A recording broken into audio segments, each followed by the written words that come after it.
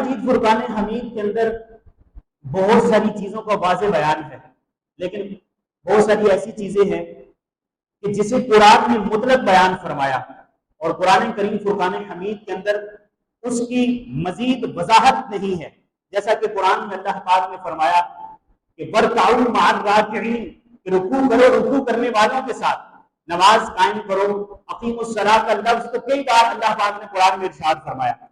اب قیام نماز، رکوع، سجود، قعدہ یا نماز کے جو ارکان ہیں یہ کس انداز سے ادا کرنے ہیں اس کا ذکر قرآن میں تو نہیں ہے، پھر ہمیں کیسے پتہ چلے گا؟ تو اللہ پاک نے اپنے پیارے محبوب صلی اللہ علیہ وآلہ وسلم کے ذریعے ہم امتیوں تک شریعت کو پہنچایا کہ پیارے آقا صلی اللہ علیہ وآلہ وسلم جس انداز کو اپنائیں گے، جس طریقے کو اپنائیں گے، یہی طریقہ امتیوں کے لیے جو ہے وہ رائج ہوگا اور یہی طریقہ شریعت ہوگا. گویا کہ حضور شریعت بن کر آئے اور شریعت سکھائی. اللہ پاک نے جو نماز کے ہمیں حکم ارشاد فرمایا قرآن مجید فرقان حمید کے اندر، اب نماز ایک فقہی مسئلہ ہے. آج چونکہ مجھے حکم ہوا تھا کہ کچھ نمازیوں کے چند ایک سوالات تھے، ایک اہم مسئلے کی طرف جو ہے وہ توجہ دلانی تھی، تو اس پر وقت تو ہمارے پاس بہت کم ہے. جمعے کے بیان میں اتنے بڑے موضوع کو ہم ڈسکس نہیں کر سکتے، لیکن مختصر اپنے موضوع کو سمیٹنے کی کوشش کروں گا. اللہ پاک مجھے اور آپ کو سمجھنے کی توفیق نصیب فرمائے. تب قرآن کریم فرقان حمید کے اندر ہر چیز کا واضح بیان نہیں ہے. اب قرآن میں نہیں ہے تو ہم کہاں جائیں گے؟ حدیث کے اندر کہ ادلہ شرعیہ جو ہیں جن کے ذریعے احکام جاری ہوتے ہیں، بہت سارے حکم ہیں جو ہم جو ہے وہ اپناتے ہیں لیکن ان کا ذکر قرآن میں نہیں ہے. بہت سارے ایسے احکام ہیں کہ جن کا ذکر قرآن میں نہیں ہے، احادیث میں ہے. بہت ساری ایسی چیزیں ہیں کہ جن کا ذکر احادیث میں نہیں ہے لیکن ہم پھر بھی ان کو اپناتے ہیں. تو قرآن کے بعد حدیث، حدیث کے بعد اجماع امت اور اجماع کے بعد قیاس، یہ جو چار ادلہ شرعیہ ہیں، ادلہ شرعیہ بولتے ہیں وہ چار چیزیں جس سے شریعت کے احکام جاری ہوں، جس سے شریعت کے احکام جاری ہوں. وہ کتنی چیزیں ہیں؟ چار. اب قرآن میں اللہ پاک نے نماز کا مطلق حکم ارشاد فرمایا. نماز کیسے ادا کرنی ہے یہ حضور نے ہمیں بتایا کہ نماز کو یوں ادا کرو. تو نبی پاک صلی اللہ علیہ وآلہ وسلم نے جس انداز سے نماز ادا فرمائی گویا کہ ہماری وہی نماز ہے. اب کچھ چیزیں ایسی ہیں کہ جنہیں پیارے آقا صلی اللہ علیہ وآلہ وسلم نے اپنی زندگی میں بہت زیادہ مرتبہ کیا، کچھ ایسی ہیں جنہیں کچھ مرتبہ کیا، کچھ ایسی ہیں جنہیں کم کیا، کچھ ایسی ہیں جنہیں زیادہ کیا. اب ایک ہی نماز ہے لیکن اسی نماز کو پیارے آقا صلی اللہ علیہ وآلہ وسلم نے مختلف انداز سے پڑھا اور آج ہم بھی نماز پڑھتے ہیں. اب ہمارے لیے کون سا طریقہ ہے کہ جس طریقے کو ہم اپنائیں گے؟ یہ بنیادی اصول عرض کر رہا ہوں. وہ چیز کہ جس کو پیارے آقا صلی اللہ علیہ وآلہ وسلم نے اپنے زمانہ مبارکہ کے آخری حصے میں کیا. نبی پاک صلی اللہ علیہ وآلہ وسلم نے ظاہری حیات میں 63 برس کی زندگی پائی اور آپ ظاہری طور پر اس دنیا میں ہے تو حضور ابھی بھی زندہ. تو زندہ ہے واللہ، تو زندہ ہے واللہ میرے چشمے عالم سے چھپ جانے والے.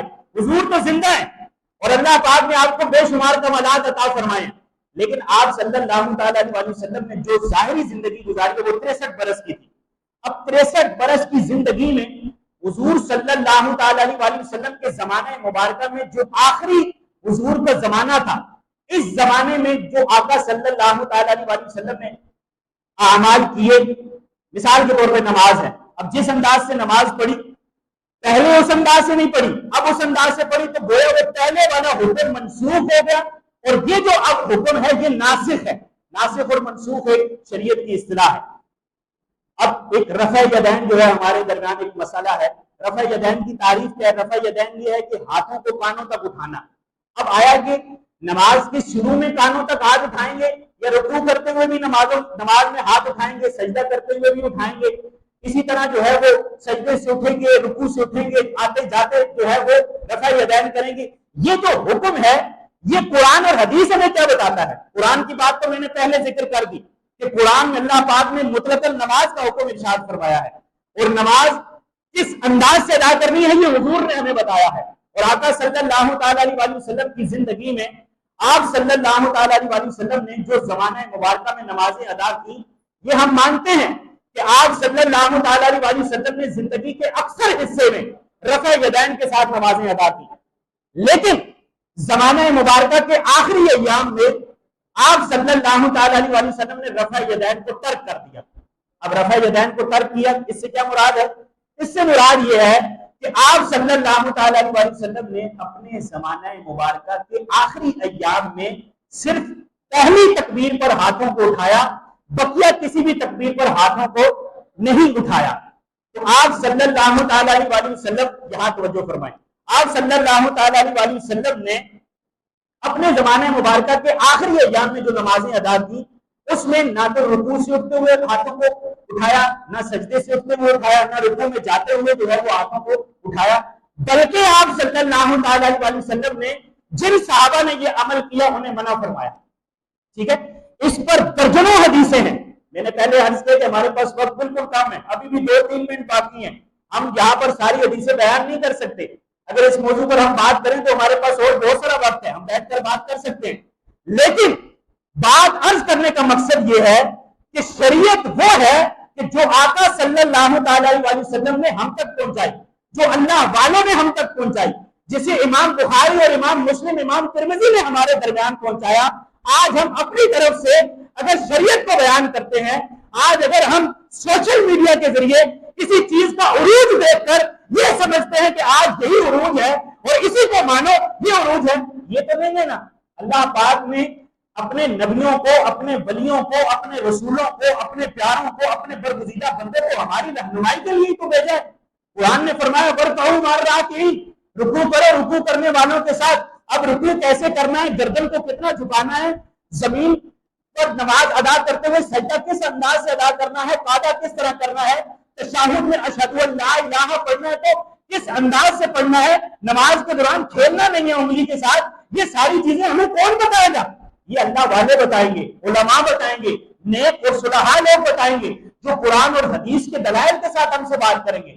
تو ہم اس بات کا انکار ہرگز نہیں کرتے کہ نبی پاک صلی اللہ تعالی علیہ وسلم نے رفع یدین نہیں کیا، بلکہ ہم کہتے ہیں کہ زیادہ رفع یدین کیا، لیکن زمانہ مبارکہ کے آخری ایام میں آپ صلی اللہ تعالی علیہ وسلم نے رفع یدین کو ترک کر دیا، اور رفع یدین ترک کرنے کے بعد ارشاد فرمایا کہ اب میں تمہیں اس طرح نماز ادا کرتے ہوئے نہ دیکھو کہ تم اپنے ہاتھوں کو بار بار اٹھا رہے ہو۔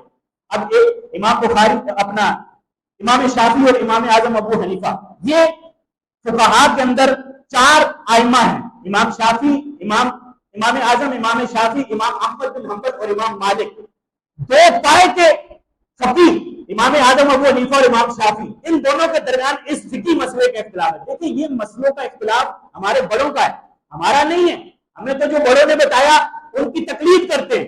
امام اعظم کے نزدیک کیا تھا؟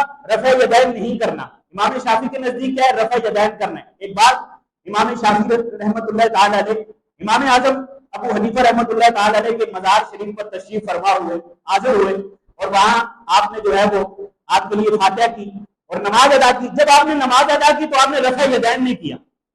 اب یہ سنیے گا، آپ نے رفع یدین نہیں کیا۔ آپ کے جو ساتھ کے ساتھی تھے انہوں نے کہا کہ یا امام آپ تو رفع یدین کے قائل ہیں، آپ کے پاس تو بے شمار احادیث ہیں، آپ نے رفع یدین نہیں کیا۔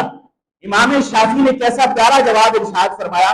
امام شافعی نے فرمایا کہ میری یہ ہمت نہیں، میری یہ طاقت نہیں کہ اتنے بڑے امام کی تحقیق موجود ہونے کے ساتھ ان کے مزار پر آ کر میں رفع یدین کروں۔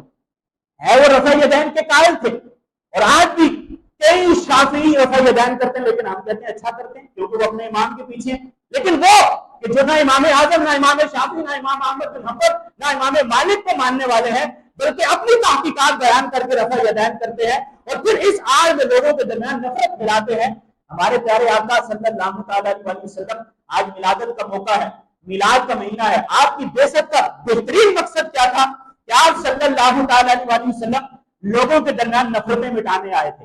آپ صلی اللہ تعالی علیہ وسلم کو اللہ پاک نے مدثر بنا کر بھیجا، مزمل بنا کر بھیجا کہ آپ جا کر لوگوں کے درمیان جو ہے وہ تفرقے کو ختم کریں، آپ لوگوں کو قریب کریں، لوگوں کو جوڑیں۔ لیکن آج امت جو ہے وہ بچ چکی ہے، آج امت کے درمیان بھائی بھائی کا گریبان پکڑنے کے لیے تیار ہے، آج گھروں کے اندر لڑائی جھگڑے اور جو معاملات ہمارے سامنے یہ ہم دیکھ رہے ہیں، کچھ لوگ جو ہے وہ دین کی آڑ میں، کچھ دنیاوی آڑ میں ایک دوسرے کے دستوں گریباں ہوئے ہیں۔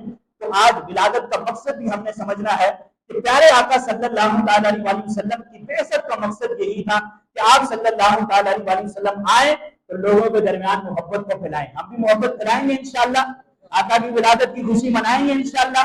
سرکار کی آمد، آقا کی آمد، مکی کی آمد، مدنی کی آمد، انشاءاللہ اگلے جمعہ المبارک کو پورے عالم اسلام میں انشاءاللہ عز و جل دھوم دھام سے آقا کی ولادت کی خوشی منائی جائے گی۔ نیا لباس سلائیں، نئے کپڑے پہنے، اپنے جسم کو ستھرا کریں، آقا صلی اللہ تعالی علیہ وسلم کو یہ تحفہ دیں کہ یا رسول اللہ آپ اس دنیا میں تشریف لائے، آج کے بعد میری کوئی نماز قضا نہیں ہوگی انشاءاللہ۔